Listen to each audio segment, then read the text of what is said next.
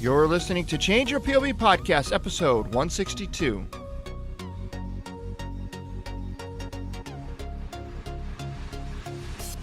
You know, for most people, what they need to do is, at the very least, own, whatever their name is as a domain. And then from there, it's pretty easy to link out to all of your other social profiles. But when you are setting up these profiles, speaking of the profiles, you mentioned, not being on every one. And I think that's a good idea. You should not try to be on everything, because you're going to spread yourself thin and you're not going to really get the traction out of any of them.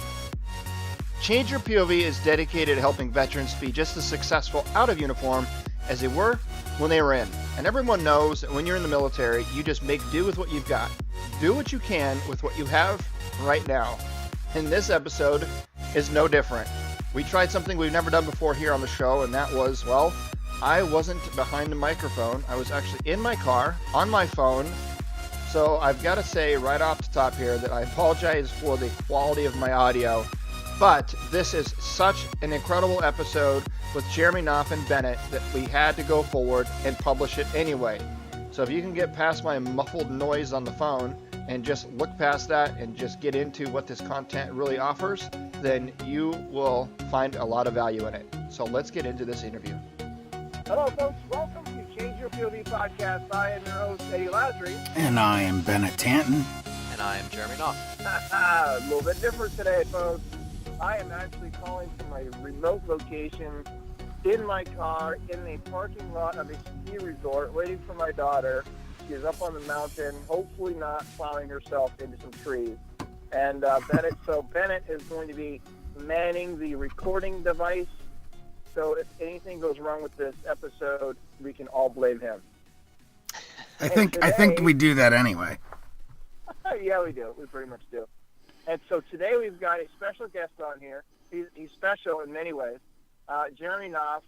Actually, I was introduced to Jeremy because of the work that he does with Bennett and Michael Penny over at Cigars and Sea Stories podcast. So, folks, if you've never had the opportunity to listen to some crazy mayhem from a bunch of fucked up Marines, then head on over and check them out over at cigarsandseastories.com, right? Is it .com or .org? It's .com. There you go, cigarsandseastories.com, and you can check them out pretty much on iTunes, Stitcher, Player, if they have any other podcast aggregator. They're over there, and good times. So Jeremy is actually what's your title, CEO or founder? I suppose you could go with either one or both. All right, so he is the CEO/founder of a fantastic group that deals with social media and marketing that actually helps manage the Cigars and Sea Stories website and such, which I think is a good idea because if you left it to these two yahoos, yeah, it would suck so bad. Yeah, so it's Spartan Media Group and that's found where, Jeremy? Spartan Media is located in Tampa, Florida.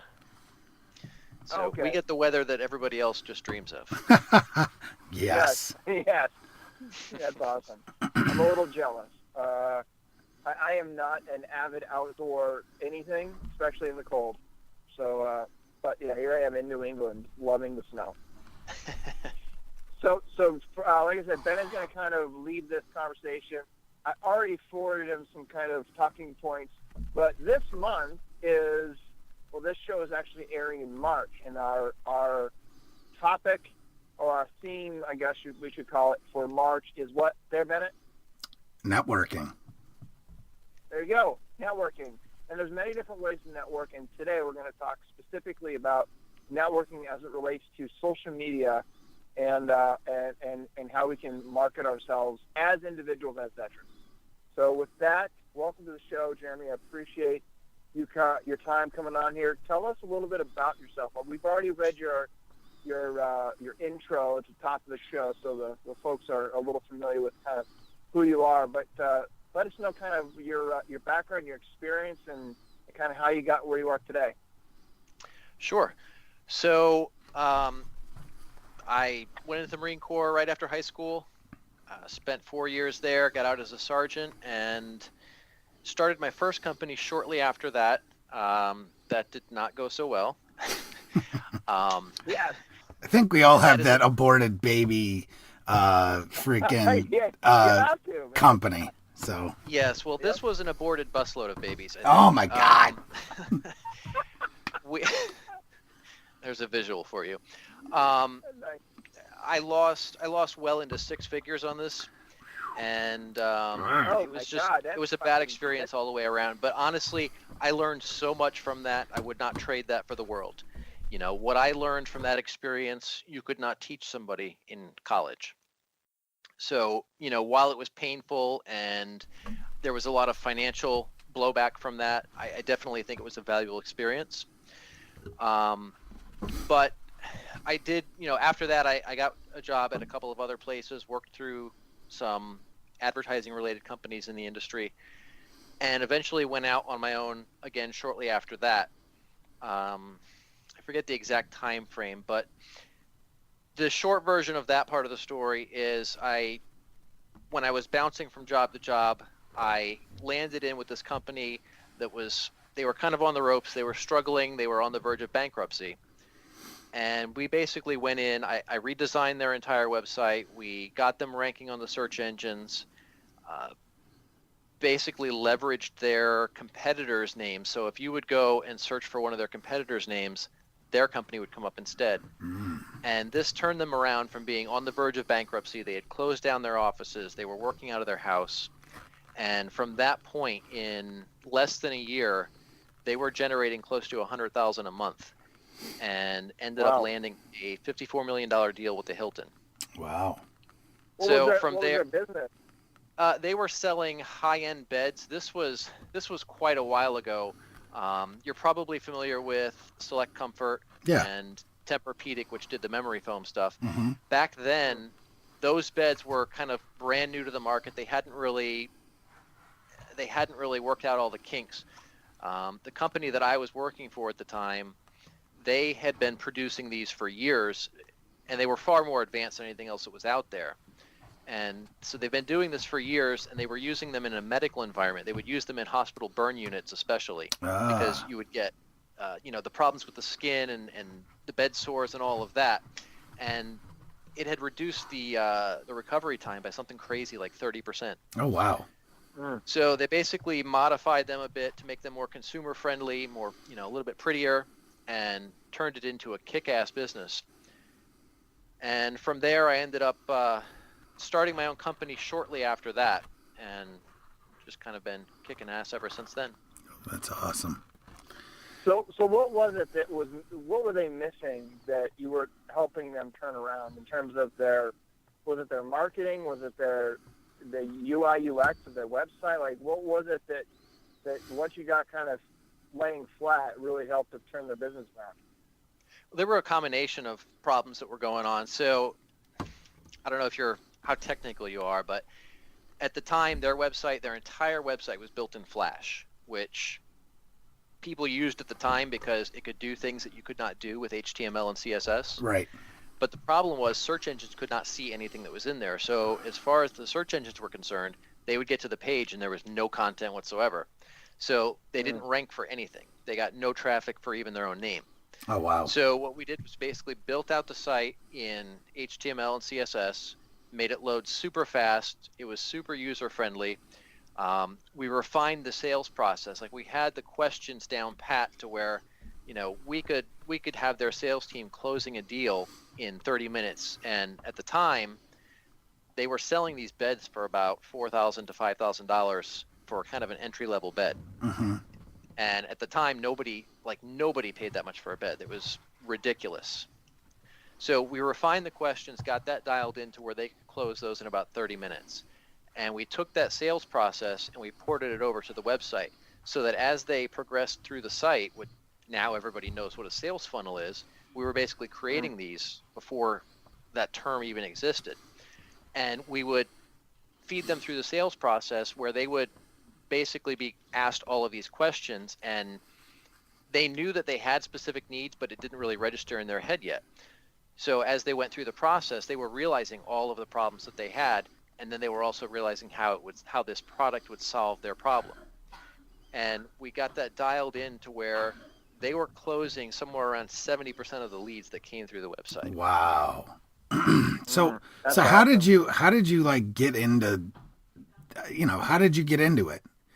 into this So- into this business? Just, the idea, did it hit you one day, or you always kind of been a computer guy, or you know what I mean? Yeah, I mean, I definitely was involved with computers from a pretty young age. I remember, I think I was in second grade, and my parents sent me to summer camp to do computer programming. So it was something that I did at a pretty young age, and just kind of stayed involved with it throughout. It was my last year in the Marine Corps, and I was planning on starting a business, and I learned why you should not get involved with business with family during this process. Right. We were developing. I think you guys are probably pretty close to the same age as me. You remember way back when in the military, we didn't have all these fancy computers that they have nowadays, right? In a shit. Exactly. Like you had your MCI program was like all straight paper. You had Right. your PFTs, you had your rifle score, like all of these things were for the most part on paper, but everything was in a different system. It was stored in different places, and my plan was to basically bring that all into one centralized database, and I was planning on selling this to the military. So my brother supposedly was programming this while I was setting up the relationships, through the contacts that I had in the Marine Corps. And, we were getting pretty deep into the sales process, and then I find out that he hadn't done any of the things that he said he had done, so we had nothing to show them. Oh shit. So, Jesus. but yeah, that How- was I was not happy So with it. you go into that conference meeting and you're like, okay, generals, I want you to imagine for a moment Yes, this what thing this that does thing not might exist. look like. Yeah, that'd be kind of fun. Yeah, Wow. that wasn't a pleasant conversation. So, but throughout that process, I was teaching myself everything that I had to do to be able to market this company. I was teaching myself programming and graphic design and marketing and all of these things. So even though it was a shitty experience and it ended badly, I gained all of the skills and experience that I needed to then go out and get into the industry. So how much did networking play a part in actually getting, like you say, getting into the industry, learning sales, landing jobs? I mean, I'm sure a lot of this really comes down to word of mouth and referrals, doesn't it? I think everything does. A lot of people like to kind of lean heavily on education or certifications or things like that. And honestly, none of that shit matters, except for if you're a doctor or a lawyer and you have to have certain certifications. Right, and you have to work. have some fancy shit after your name, whether Right. you're a psychologist or a psychiatrist or a social worker or something like that. Other than that, just you don't even have to go to school anymore, frankly. I mean, No, there's some stuff, absolutely not. there is some stuff to learn, but damn. You can learn everything. Honestly, you can learn everything yourself. You don't need to go to college for it. I think for most people, college is a waste of money. When I got out of the Marine Corps, and the first job at like a real ad agency that I ever got, I saw the ad in the paper. This was back when they still had papers with the jobs instead of going Right. to monster.com. So now I feel a little old. So I saw this ad for a graphic design position at an ad agency in the town that I lived. And I was looking at it for a week. It just kind of sat on the counter, and I was like, well, fuck, I don't have a degree, because they said, you have to have a degree and like 4 years experience and all of this stuff. And I was like, well, I don't have it. So this girl that I was seeing at the time says, well, what do you have to lose? Just go down there, show them what you've done, and see what happens. Right. And I had been, like I said, teaching myself, and I had this whole portfolio of stuff that I had created. So I was like, all right, well, fuck it, let's do this. I went down there, and, he was like, I've already been interviewing people. I'm pretty sure that I've made my decision between one of two people that he had interviewed throughout the week. And he's like, but, I'm happy to sit down with you and see what you've got. So we sat down, and I, showed him some of these files on the disk that I had created, and he was asking about how things were designed or why I positioned things in certain ways or laid things out in certain ways. And then as we were going through, he's asking these questions, and it didn't register what was going on, but like he was asking me questions and realized that I knew shit that somebody with a degree didn't even know yet. And he tells me, well, you know, I've seen people with masters in fine arts degrees that don't know the things that you're telling me. And he's like, and you taught That's yourself. so awesome. It really was. Like, I was blown away. So, you know, this is like, what, I don't know, nearly 20 years later, and it's still a really powerful event for me. And he had, at that point, he was leaning towards one of the two candidates that he had talked to and interviewed. One of the guys actually had an MFA, a Master's in Fine Arts, which, I don't know, what is that, like a 6-year degree? And he had like 5 or 6 years experience in the field. So here I was coming in basically fresh out of the Marine Corps, no degree, no experience in the field. And it's just because of how I went in there and presented myself. And, you know, I understood what I was talking about, and I was knowledgeable. Right. Yep. It's huge. You basically just went in there and sold yourself, you know? Absolutely. It's like the movie, what was the movie with Ben Affleck? Boiler Room? Armageddon. You're Room. such a smart ass. Armageddon. Yeah, Boiler Room. Yeah. Act as if. Act as if, right, for sure. So that kind of gives us a little segue into the importance of self-branding. This is something that you've talked. Nowadays. This is something that you've talked to both Michael, Penny, and I about.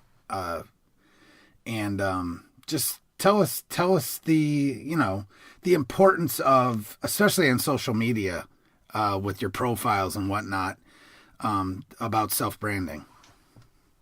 Well, self-branding is something that really everyone needs to do. It doesn't matter whether you're the CEO of the company or, you know, the bottom rung on the tier. You know, wherever you are, you need to be branding, because when people are, whether it's your boss or whether it's a potential client or whatever the situation, when somebody wants to figure out if you're the right fit for whether it's a promotion or to hire you as a client, they're going to look you up online, and what they find is going to tell them a lot. You know, your social profiles are one thing, but you've also got a blog. You could be writing articles on a regular basis. You could be writing articles on industry publications, right? Like, for example, I write for, there's a publication in the search engine optimization industry. I write over there. I've been featured in numerous business publications. Like, all of those things add to your credibility and show people what your expertise is. And that's something that everybody needs to be doing in some way, shape, or form. And nowadays, it's easier to do that than ever. I mean, truthfully. I mean, absolutely. Anybody can start their own blog, you know? Yeah.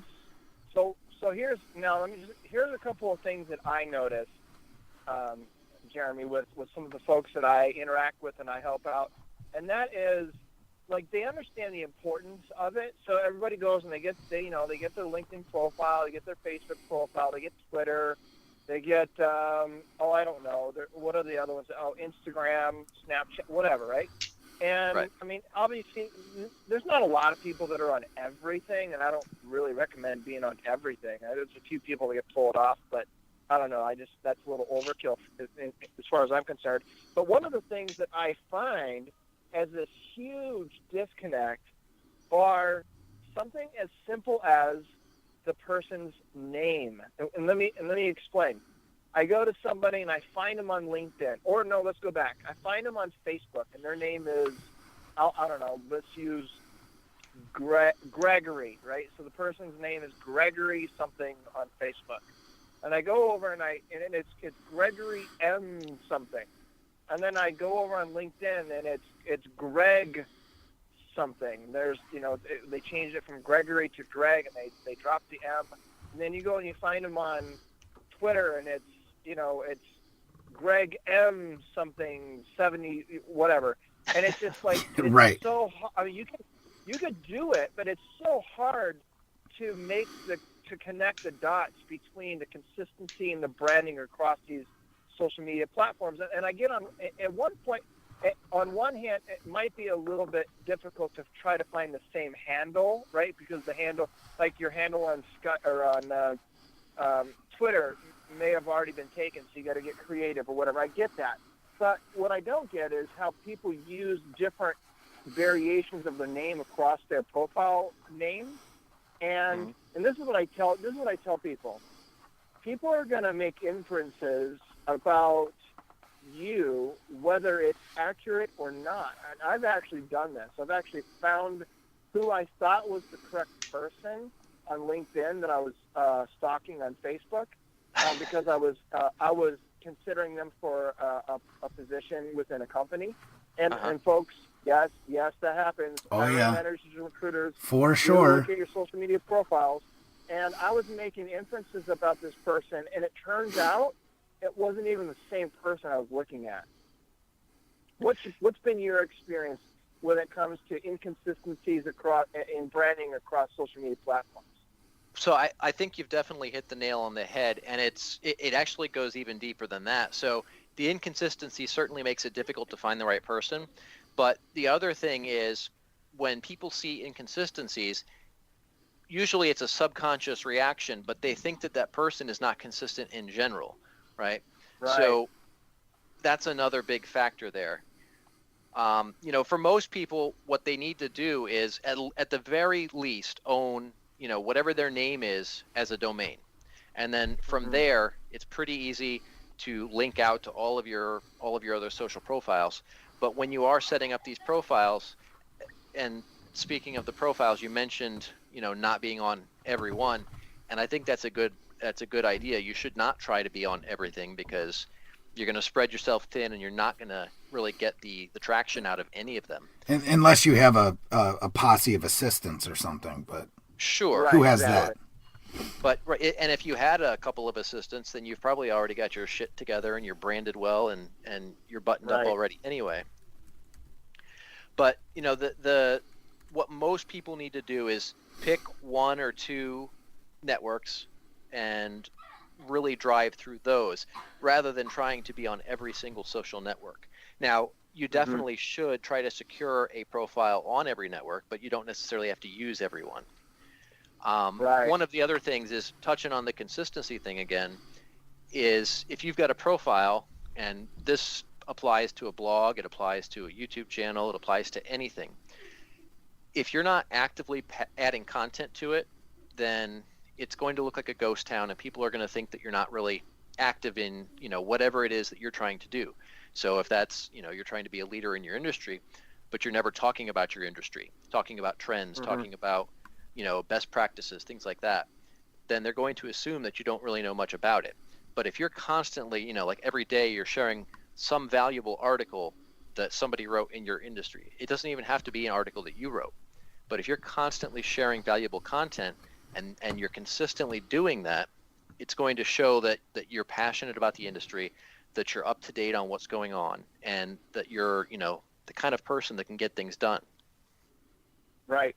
And here's the other thing, too, that a lot of people don't realize is when you're inconsistent with your name across all of your social media platforms, what it also does is it also makes SEO confused about who you are. And for the listeners out there, SEO is search engine optimization, but I'd like you, Jeremy, as more of the subject matter expert on SEO, to describe for our listening audience, kind of, break it down shotgun style. What is SEO and how does being consistent across your branding play a huge part in successful SEO? So Google's going to look at the content on the page. They're going to look at the URL. They're going to look at a variety of aspects. Links pointing to a page is another huge factor. So if things are not consistent, Google's not going to assume that they're necessarily connected or as connected as they could be, right? So if you look at, like, for example, when I renamed my company and started it as Spartan Media, the Twitter handle Spartan Media was taken. Some company in the UK had it. I couldn't get a hold of it. So when I think I made it Spartan Media Inc. So what I did was I went ahead and took all of the other profiles, which I had already created up to that point, and I changed them all to Spartan Media Inc. rather than just whatever. I think Spartan Media was available on Facebook, but not on anything else. So I went back and changed them all so that Google can see that it's the same thing, as we're sharing similar content across each of these profiles. The name is the same, the URL is the same. And when I talk about the URL is, like, for example, twitter.com/Spartan Media Inc. in this case, right? So your username is usually the tail end of the URL of whatever social network you're on. Right. And so how long does it take for search engines like Bing or Google or whatever other search engines out there to collect this data and be able to make correlations across the board? Because that's not done manually by some human out there. It's done by algorithms and bots and things like that. So it does take time to build the correlation and be able to display it in a search result, right? Yeah, actually, it can take a tremendous amount of time, and there's a lot of factors that go into that. Google recently released a video, and basically the video was about how to pick the right SEO to hire. But one of the things that they talked about in there was that proper SEO can take between 4 months to a year to actually deliver results. So that same thing is going to apply if you're trying to get your name ranked on social networks, things like that. And that's something you do for, like, reputation management. Are you familiar with that term? Yep. Yes. Okay. Well, if you're I am. But if you can go back for the audience and describe what ranking means, and then also describe the other term. Certainly. So ranking is, if I go in and search for my name in Google, I want to have control over which sites come up first. I want to control that entire first page as much as possible. So that's what reputation management is. It's a matter of taking a proactive approach to getting all of the positive stuff to show up on the first page. And then, in the event that you have some negative thing happen, Yeah. you're going to be, you get that, Right. that disgruntled customer or some crazy ex, Holy hell, yeah, man. Shit can go really sideways really fast. Oh yeah. I had a little battle at this for a little while, but now I think the first 2 pages, if you type my name into Google, are pretty clean. All right. Well, I'm going to check that out now. Yeah, and so Well, here's a story, and this might be relevant for those listening. When I first started, this was a year ago, I wanted to get into the blog, and I wanted to do a podcast and all of that. And I knew that branding myself, my name, was going to be important when it comes to search engines and ranking and SEO and all of that. And so a lot of people may not know this about me, but my full name is Edward Nathan Lazary III, right? I'm so lucky to be the third. And so I grew up as a child, and everybody, my siblings and my parents, I grew up being called Nathan, and that was really kind of the name I went by through school and everything. And it wasn't until I got into the military when everything was legal documents. So that was really my first time of actually signing my name with Edward and the third and all that. And so and of course, as you know, in the military, you don't really go by first names at all. So I didn't really hear anybody call me by my first name for 10 years. Because it was always, Sergeant Lazary.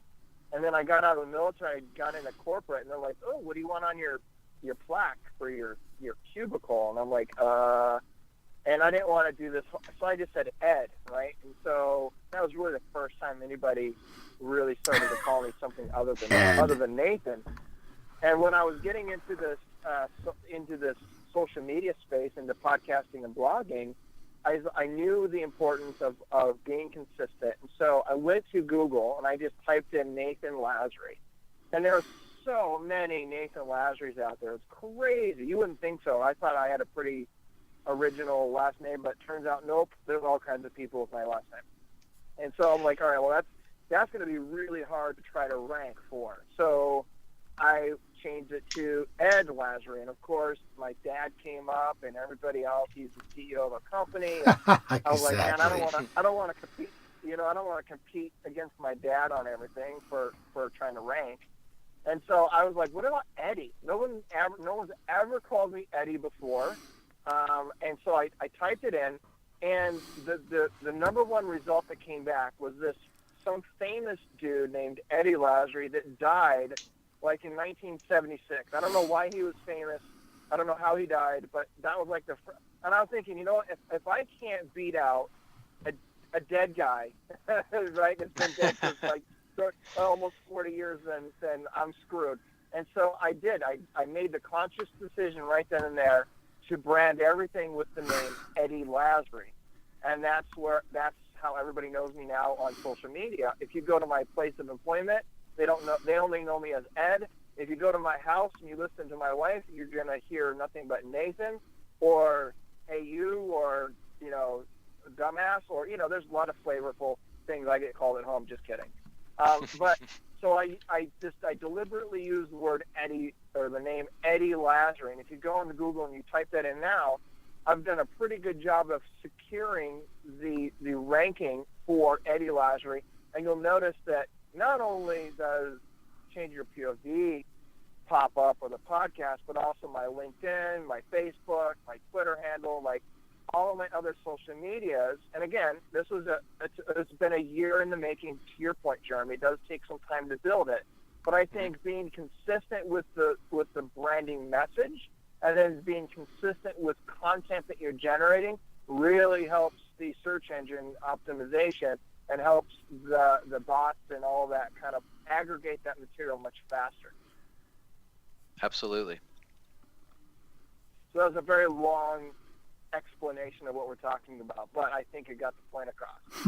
So Bennett, I'm sorry, you actually have the list of the follow-on questions, and Jeremy's done a really good job. But he's actually answered a few of them without us even asking him. And that's what I was looking at. Is I'm like, really, what am I going to ask him?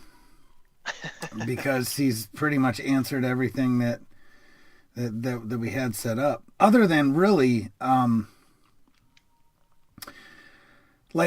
right, so writing a blog, how important is it to really write stuff for other people? Or, you know what I mean? Like, let's just say like in the veteran space, writing stuff for like Task and Purpose and Havoc Journal and things like that. Is it really important to try and get, if you want to write stuff and really make an impact, to get on and write for one of those and maybe have them share your articles, or is it, can you really go it alone and do things more like on Medium or stuff that's more like self-published, or even like LinkedIn articles and things from your own website? What's going to do better for you, more bang for the buck type of thing? So the short answer is all of the above. All of the above. I love it. So writing on your own website is kind of your home base, right? When you get people to your home site or to your own site, you can get them to, say, sign up for a newsletter. You can get them to go onto your other social profiles and connect with you there. All kinds of things can take place there. You can sell them your products. So you need to look at your own site as kind of your home base. But especially when you're first starting out, your own website is not going to have a lot of traffic, whether it be organic, whether it be referral. Like, there's not going to be shit. Right. So you go out to the other sites, like in terms of like, as far as the veterans community goes, Task and Purpose would be a great example, like you said. So you go out there because they've already got a large built-in audience. So when you're writing something there and they check it out and they think, hey, that was an awesome article, I should go find out who this guy is. Right. Then they click through and go over to your site. So you want to leverage that as well. Medium, I think, falls into that same category because it's basically just a giant aggregator of content. So you can write stuff there and it's getting thrown in front of a shit ton of people. So you have what's called the network effect. You're basically being put in front of a tremendous sized audience. Right. LinkedIn, that can be effective as well. it depends. It's very clouded.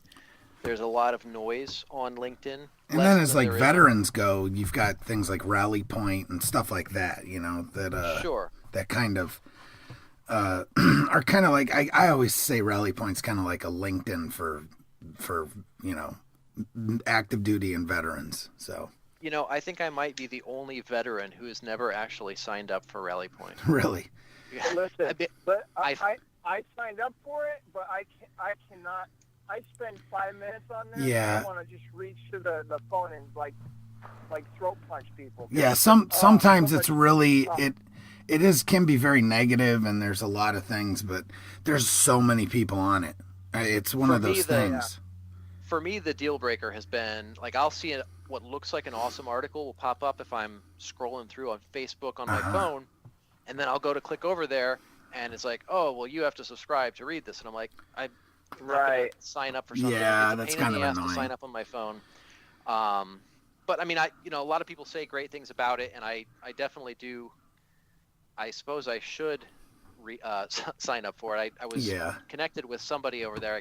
I'm drawing a blank on the name now, though, about kind of like partnering up on some things. So I guess I'd kind of be a dick if I don't at least subscribe at this point. For veteran info type stuff, I'm pretty partial to Havoc Journal. That's a good one. They've got a lot of good guys on there, really good authors. And I like that they really show kind of both sides of things. Like, not everything is, rah, freaking, we're awesome because we're vets. There's some stuff where people call people out, and I kind of like that. Well, I think that's a great thing, and I think the veterans community is great about that, whereas in other industries where it's primarily civilians, you don't see a lot of that. Like in the search industry, for example, if somebody writes a totally fucked up article and they're wrong, for the most part, the industry is not going to call them out. There's been a couple of cases, but if somebody in the veterans community screws up and it reflects poorly on veterans as a whole, they come out and just destroy them. And I think that's beautiful. That's the way it should be. Yeah, but what I like is that, and we've seen this, we kind of talked about this in other episodes, is what I like is the veteran community, and this is good for veterans in general, trying to get into business and whatnot. The veteran community is also very forgiving. Yes. And I think that goes back to our roots, is that you can be a private and you could be totally fucking soup sandwich, fucked up from the floor up. And you get, corrective training and you get called out and this and that and the other thing. And then the next thing you know, a year later, you've got a group of guys saying, man, he's an awesome soldier. And it's like, they might not necessarily forget everything that happened, but there's redemption within the veteran community that I don't think happens in the civilian. I think a lot of times as you make your bed and you got to work twice as hard in the civilian community to get out of it, Well, and I think the reason behind that is we have so much more accountability. Like if you fuck up and say you forgot a piece of gear on a hump, right? Yeah. You're gonna pay for that shit. It's not just gonna be immediately you're gonna pay for it. Exactly. So I think that's part of the reason why the redemption is so fast and so complete. Right. So what was that, Eddie, that we were talking about on another episode? It's kind of like it's the immediate correction, the immediate let's do this, let's bear the brunt of all this crap, and then we move on. Yeah, it was the episode that we did. It was talking about holding your employees accountable. That's what it was. Yeah, right. And it's about the immediate feedback that we took for granted in the military. It was that immediacy of feedback that, we hated it at times, and sometimes it was a group effort in terms of group punishment or whatever. Dug many a foxhole because of that bullshit. Right, yeah, but you fucked up, you knew about it. Now you move into the corporate sector, and you can literally float along through your corporate life, making fucking mistakes every day. And then the next thing you know, you're fired. To tell you about it. Mm-hmm. Yeah, all of a sudden, your car slipped over in the ditch, and you're bleeding and shit, and you're like, how'd that happen, right? And it's because people are afraid. I don't think they're afraid of feedback. I think they're afraid of conflict. right? And they're afraid because, let's face it, this world has gotten so goddamn politically correct and don't offend anybody for anything. And I mean, for crying out loud, we don't even know who's boys and who's girls these days. You know, and God forbid, Right. you know what I mean? Right. And we can't Yeah. ask. And it's just, you know, I don't want to go down that road, but Right. I just think that they're just, you know, call a spade, and you know that's what's nice about the veteran community is you fuck up, you're going to get told about it, but you've got, like you said, Bennett, you have the opportunity to redeem yourself if you want to. If not, if you want to continue to float and be a shitbag, then everybody's going to let you do that, but they're not going to stop reminding you of it either. Right. So I guess what I was kind of segueing into here with that is the importance of taking ownership for your content online, and the stuff that you put out on social media. A lot of times you see guys, they put out just bullshit, and they just come out and it kind of would hurts their I guess their bottom line, you know, because they just got out there, talk shit the wrong way. And it's about the redemption factor. And I think the veteran community really is lenient about a lot of that stuff. What do you think, Jeremy? I agree 100%. You know, a great example of that is, are you involved with the group on Facebook, the Drinking Bros business group? Yes. Did you see, I can't for the life of me remember who the hell it was, Black Crow Coffee Company or something? And they basically entirely copied BRC. Yeah, right? yes. Yep. And I mean, they got put on blast, as it should be. And their reviews on Google and on Facebook just went to shit. 1 star by the hundreds. And the owner of the company that copied Black Rifle connected with the owner of Black Rifle, and they worked it out personally, and that was it. No hard feelings, no animosity. The shit got fixed, and that was the end of it. Yeah, I'm not going to go into big names really, but there's some heavy hitters in the veteran community involved in that. Yeah. I mean, guys with 8-figure businesses, you know what I mean? So yeah. Right. Yeah. So bottom line is, if they can work it out, I think we can all work it out, you know? Well, absolutely. See, you know, business in the real world is cutthroat. But when you talk about veteran businesses, we use real knives. Right. Yeah. Yeah. And you know what? People take sides in our community big time. And it's kind of unfortunate a little bit. I want to see all veteran businesses succeed and excel, but doing bad business is bad business. And, Sure, right. I think it's always forgettable if you have the customer and your brothers and sisters in mind. At the end of the day, it's about adding value. And if you're not adding value and you're stepping on other people to get ahead, you're fucking wrong. You're wrong. You hear me out there, folks? You're wrong. And but I really think, especially with networking, you know, we have such a tight-knit community. I mean, it seems quite large because there's 22 million veterans out there, but that's only 7% of our population.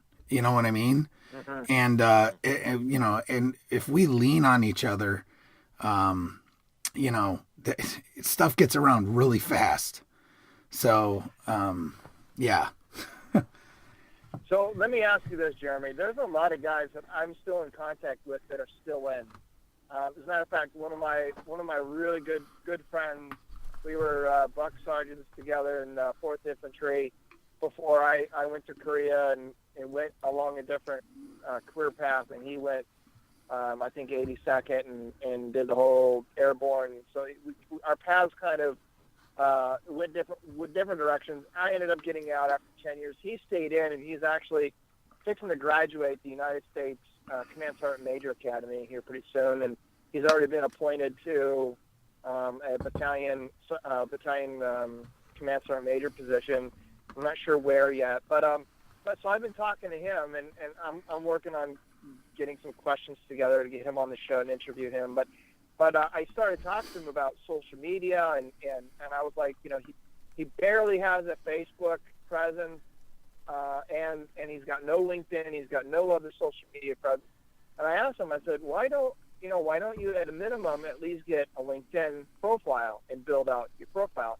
And I totally understand where he's coming from, because I was in that same position back when I was in, and that was, he asked me very bluntly, what benefit is there in having a LinkedIn profile? Because when you're in, you almost have blinders on when you're currently serving, right? Because when you're serving, it's not about your LinkedIn profile. It's about your packet, your DA photo, all the things that the military looks at when it comes to promotions and advancements and things like that. So talk to us. I mean, now I want to turn the mic over to you, and now you're talking to those that are still in.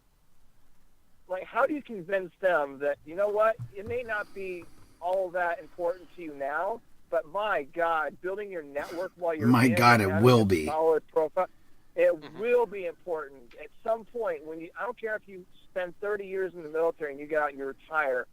I don't know very many people that are living on their retirement paycheck from the military. I don't care how many years you've been in and what rank you were when you got out. There's not many folks out there that are living on their pension, So Right. it's going to become important to them. How do you convince them now, while they're in, to start? Well, you carry a first aid kit all the time, right? Not just when you need it. So look at your building your network the same way. Yeah, man. Building a network takes time, and this is really an area where most people fuck up royally. I write at a couple of high-profile publications, and obviously we've got our website as well as several client websites, and we get people contacting us all the time about they want to write a guest post on one of these websites, or they want us to mention their company or something like that. And every single time it's, hey, here's what I want you to do for me. Well, why the fuck would I do that? Like, what's in it for me? Why are you coming to me asking me to do? I've never met you before, never heard of you. You're just coming to me straight on asking for something, right? And that's the way that most people approach just networking in general. It's, hey, what can you do for me? Where you need to be looking at, how can I add value to this relationship right off the bat? Even if you don't need something right now, connect with somebody, find out what they need. If they're trying to accomplish something, I know people who are looking for particular things. I'm immediately going to connect them with somebody who can help them make that happen, whatever it is, whatever their needs are. I know Bennett, I've sent you guys some people who I thought would be good guests on the show before. I've also connected Michael with other who the hell was it now? I'm drawing a blank. Art of Charm a while back. Yeah. Introduced him to Jordan, right? Like, I don't need anything, but I'm just, these are things that people need, and I have connections to various people, so I'm just doing this. So damn well, when I need something, if I pick up the phone, I'm usually going to get what I need, because I'm always looking to help people out. Correct. Same way with you guys. You and Michael are always introducing people to each other. So if you pick up the phone and ask for something, somebody's going to make it happen. Right. And that's where most people go wrong when it comes to networking, is they only look at it as, what do I need right now? And then once they get what they need, they disappear until they need something again. So, just and then you become that guy. He only calls me when he Right. needs something. Mm-hmm. Yeah, that's right. And So- that's what's. So let me ask you this: a lot of people out there that are listening to this, they're like, okay, I get what you're saying, but I don't have a media company, I don't have a podcast, I don't have a blog. Like, I don't know how I can add value to anybody. They understand that their network is important, and they should always lead with add value first. So what are some things that people that feel like or think that they don't have any influence or any pull or any leverage to maybe leverage is a bad word, but they don't, you know what I mean? Like they don't, like, what type of value could those people offer other people? Well, everybody has value that they can add in some way, even if it's purely a taking type of relationship. Like if you go and you're, somebody's mentoring you, right? If you think that there's nothing you can do for that person, that's not necessarily true, because that person who's the mentor, that could be something that helps them by mentoring, right? So first of all, we know that when we're teaching somebody, our own skills improve dramatically. So Right. there's that aspect right off the bat. The other side of it is, if they're being a mentor to you, that could help them feel good in a kind of like spiritual way. So it's fulfilling them internally, like not like financially or exposure or anything like that, but it's something just in their mind, right? So Mhm. there's always some kind of value that somebody can add. I routinely bounce ideas off of my wife. She has no business experience, but she's an intelligent person and she has insight and she sees things that sometimes I don't see because I'm in the trenches, buried in every, day-to-day type of stuff that's going on. So Mhm. there's always going to be some kind of value to add. And if you don't see anything, ask them, what are you trying to do that you're having a Ah. problem with that I can help you? Right.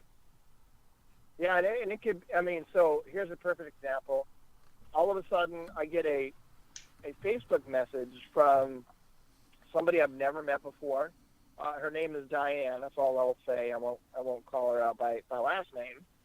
But so she reached out to me on Messenger, and she says, "Oh, hey, oh, by the way, I've been able to help, Michael, Penny, and Bennett find some great guests to interview over on Cigars and Sea Stories, and I learned that Bennett is also a co-host on Change Your POV, and I'm wondering if you'd be open to, putting some names in front of you of people that I think might be a good fit for your show." And I'm like, in my head, I'm like, okay. And I'm thinking to myself, I don't know her, and she's offering to do this. I'm like, what does she want, right? Which, I mean, I guess it's a natural response from me. I think that's a natural response for anybody to be like, okay, so Yeah. where's the hook here, right? And I was like, yeah, sure. I'm like, so, I was like, here's the month's themes that we're doing. So maybe you can, the people that you have in mind maybe would be able to fit these different themes a little bit better or whatever.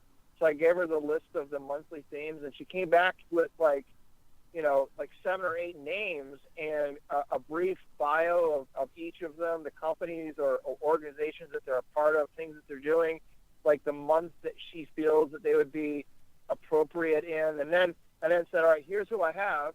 Review, vet them a little bit, check out their stuff, their links, and anyone that you're interested in having on the show, I'd be more than happy to give you the introduction. And I was like, well, she did all the legwork, and I loved all of them that she presented. And I was like, yeah, I'd love to have all of them on the show for the months that you recommend. And so she reached out to and sent emails and made that connection and that introduction and said, okay, the introductions have been made. I'll let you guys, continue on the conversation. And she bowed out of that after that, which is exactly what you should do when you are a connector in a networking type of setting.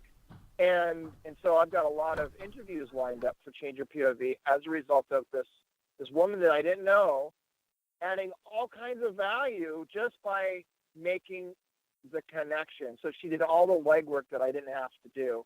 And I flat out asked her, I'm like, oh, this is great. Like, what are you looking for from me? Like, what can I do, to help you? And she's like, no, I love the veteran community. I love making connections, and I just want to see everybody succeed. And I'm like, holy shit, like damn. No, that's networking at its finest. Absolutely. She did it exactly the way that it should be done.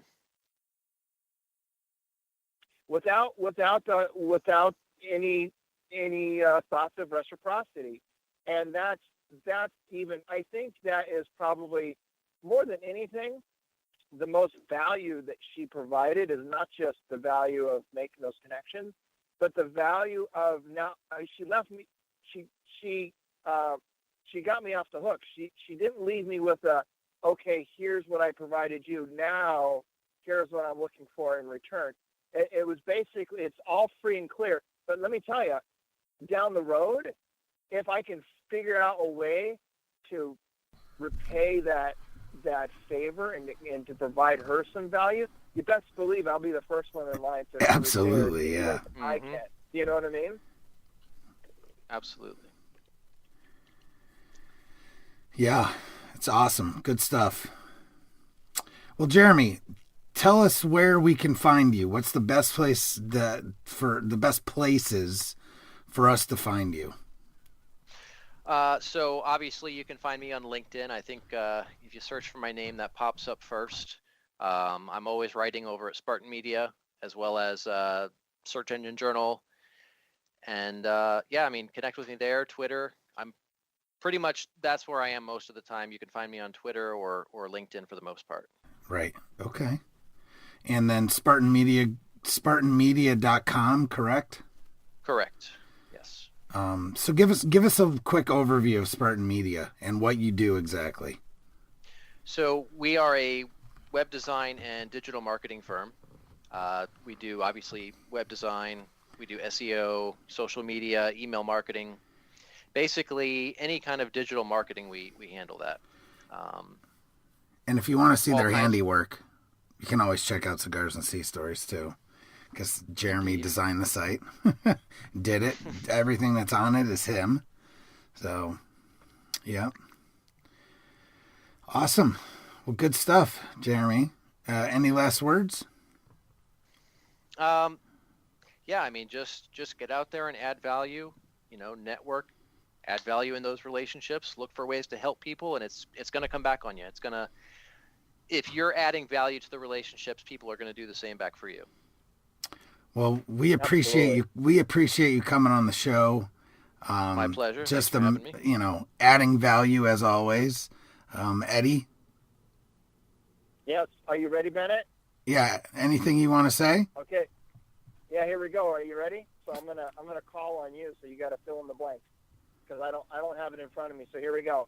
All right, folks. You can find everything we talked about over at the show notes page for this episode by heading over to changeyourpov.com/episode. Oh man. That's where you fill in the blank. Yeah. Well, the blank is not full because I didn't even look. See, and this is the bomb. This is what we do, folks. Yeah, it is what we do. I know. I put it in. It is 154. There we go. Yes! The guest comes up with it. Yes, I don't even think. No, I'm incorrect. No. The most recent one on the website is 154. All right, so this one. That's today's episode. I guess there'll be some editing. There will be some editing involved in this one, I'm sure. But here we go. Hell no, I'm leaving it all in just for you, Bennett. Oh man, Jeremy's like whatever. Hey, keeping it real. Yes. Oh, all right. So I'm on Trello. Where is it? No, not on Trello. It's the email I sent you today. Oh Jesus, With the list of questions that you're reading. Yeah. Just scroll to the top, and there it is. See, Amateur Night at the Apollo. Oh, the release date 3/22. Episode. Yeah, episode 1. Oh my God. See, I'm blind too. I can't read. 164. All right, let's try it again. All right, folks, you can find all the show notes. You can find all the links on the show notes page by heading over to changeyourpov.com/episode 164. Never miss an episode. Hit subscribe on your podcast player of choice. We have a lot more great content headed your way. And folks, come be a part of our community over at Change Your POV Squad Facebook group. We would love to see you there. All right, folks. Until next time.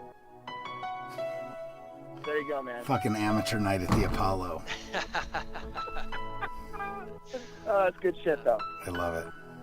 It was a fun show, you know what I mean? It didn't feel like an interview to me. So maybe because I'm sitting in my fucking car. Yeah, maybe. Right? Me neither. So it's just easy to talk to guys, Yep. Yeah. So Jeremy, You're a guy, Jeremy. totally appreciate it. My pleasure, man. Thanks for having me. No problem, and I'm sure in the future we'll be coming to you for some more, maybe another episode and some more info. Sounds like Hell yeah. All right? Sounds Cool. good, brother. All right, guys. Take right. care. Have a great night. Yeah, it is Friday. Have a good weekend. So take care. It is Friday. Take care.